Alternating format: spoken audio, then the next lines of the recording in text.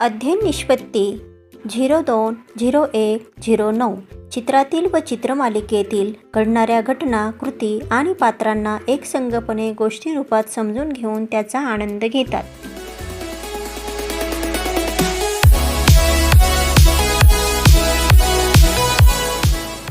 इयत्ता दुसरी, विषय मराठी, पाठ भाज्यांचे भांडण, आजीचे जेवण.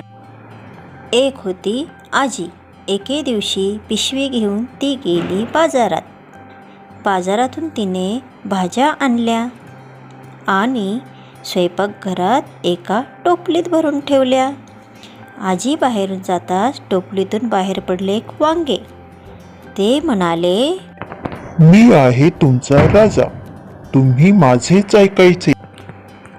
तोच भोपळा म्हणाला, मी मोठा आहे म्हणून मीच आहे राजा.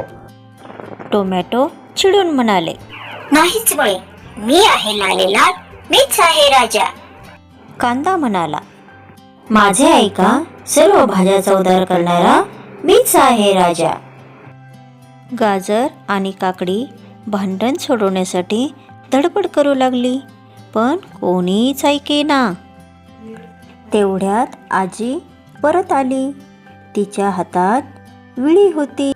तिने कांदा कापला, टोमॅटो चिरले, कोथिंबीर निवडली, धुतली, बटाटे उकडले आणि बनवली झक्कास भाजी. भोपळा कापून भाजी केली, वांगे भाजून भरीत केले, काकडी चिरून कोशिंबीर केली. भाज्यांनाही गंमत वाटली. सगळ्यांची एकमेकांशी गट्टी झाली. मिरची वाटून चटणी केली, गाजर किसून हलवा केला. नातवासाठी ताट वाढले. जेवण मग थाटात झाले. तर मुलांनो, भाज्यांचे भांडण, आजीचे जेवण या गोष्टीतून आपण चित्राच्या जागी जे शब्द वापरले ते चित्र शब्द वाचन आपण पुन्हा करूया आणि नवीन शब्दांचे दृढीकरण करूया. एक होती आजी. ती पिशवी घेऊन गेली बाजारात. बाजारातून तिने भाज्या आणल्या. स्वयंपाकघरात एका टोपलीत ठेवल्या. टोपलीतून बाहेर पडले वांगे. भोपळा म्हणाला, मीच आहे मोठा. चिडलेले टोमॅटो. भाज्या चवदार करणारा कांदा. भांडण सोडवणारे गाजर.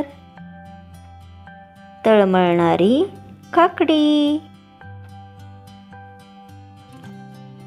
भाज्या शिरायला लागणारी विळी.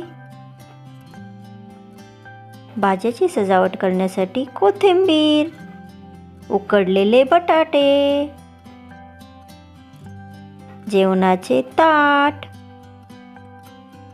तसेच मुलांनो, भाज्यांचे भांडण, आजीचे जेवण या पाठामध्ये काही वस्तूंची नावे तसेच काही भाज्यांची नावे आलेली आहे बरं का.